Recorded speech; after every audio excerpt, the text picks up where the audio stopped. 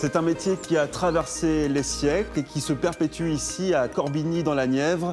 Bienvenue à la tuilerie briqueterie de la Chapelle, un lieu chargé d'histoire où le temps semble s'être figé depuis bientôt 3 siècles.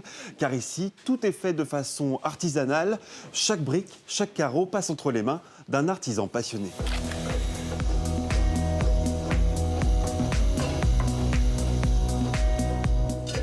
Bonsoir Jérémy Pajot. Bonsoir. Merci de nous accueillir dans votre tuilerie qui a maintenant 275 ans.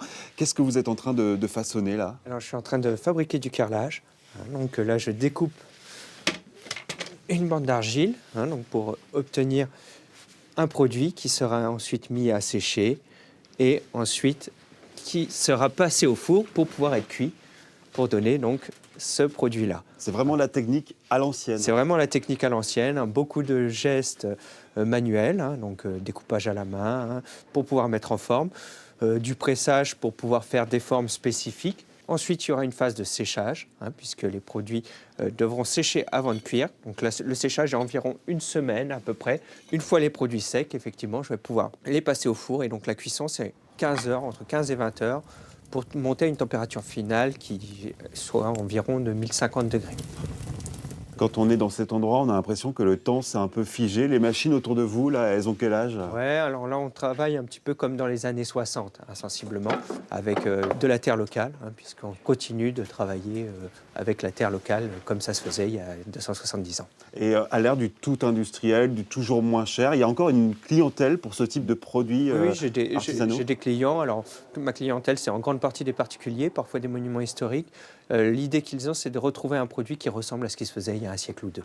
Donc vraiment avec ces opérations manuelles, la cuisson particulière puisque je cuis au bois, et donc ça donne des nuances. On peut voir sur certains produits le passage de la flamme, par exemple, voyez. Donc là, on voit vraiment le passage du feu qui vient laisser son empreinte sur les carreaux. Donc avoir des petits défauts, c'est important? C'est important, ça fait partie justement du charme. Précisément, en industrie, ils sont obligés de les créer, ces défauts. Moi, ils se font naturellement dans le process. Par contre, quand on fait ce métier, j'imagine qu'il faut être patient. Il faut être très patient. Entre le moment où je fabrique et le moment où les produits vont sortir du four et donc seront disponibles pour le client, il faut compter entre 1 mois et demi et 2 mois.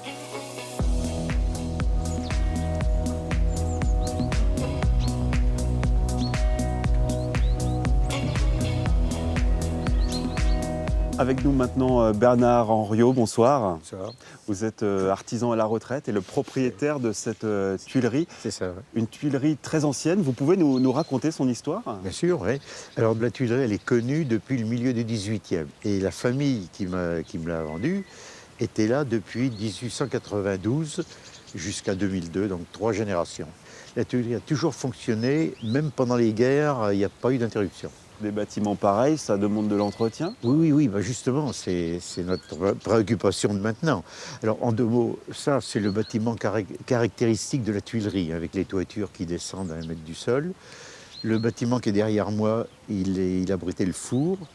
Et ça, c'est l'architecture du milieu des 18e, des années 50. C'est le nouveau four. Jérémy Pajot, justement, c'est pas trop contraignant d'être dans des bâtiments aussi anciens? Disons que non, ça fait partie du charme aussi. C'est-à-dire que moi, quand j'arrive au travail le matin, je fais un petit peu un saut dans le temps. On a la joie d'être sur un site qui est quand même assez formidable, assez fabuleux. Un site qui fait partie du patrimoine et effectivement, c'est toujours un plaisir. Est-ce que tous les deux, vous pensez que ce métier a encore un avenir devant lui? Tant que des personnes voudront restaurer et conserver l'authenticité, retrouver ce caractère ancien, je pense que oui, effectivement. Oui, et puis bon, c'est vrai que les bâtiments historiques, c'est pas en voie de disparition, au contraire. Tout le monde se bat pour sauver les bâtiments, donc on fait partie du créneau, on est dans le créneau. Eh bien, merci beaucoup de nous avoir accueillis dans cette magnifique tuilerie. Une tuilerie qui, vous l'avez compris, continue de faire le bonheur des restaurateurs du patrimoine.